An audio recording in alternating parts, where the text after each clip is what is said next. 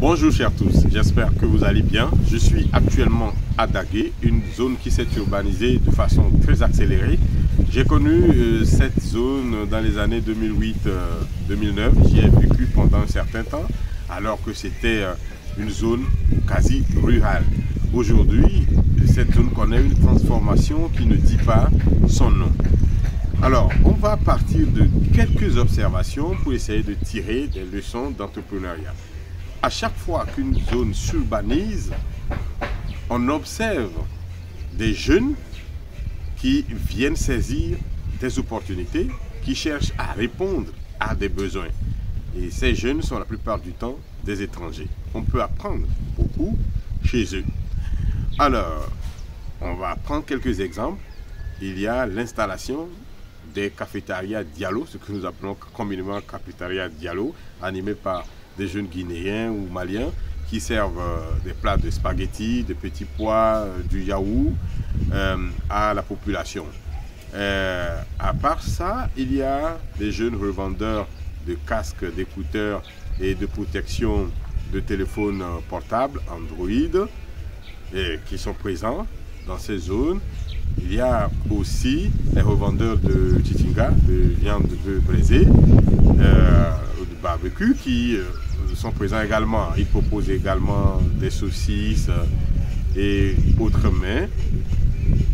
Il y a d'autres sortes de vendeurs à la sauvette qui sont présents sur ces lieux, qui saisissent rapidement de nouvelles opportunités qui se créent.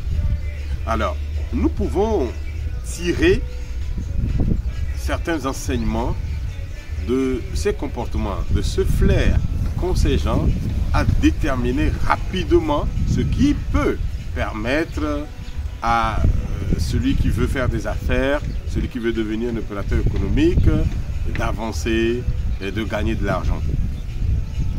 Alors, la jeunesse togolaise aujourd'hui souffre du manque d'emploi dans le pays. Le chômage est très élevé et nos gouvernants, ne semblent pas avoir des solutions réelles pour ce problème.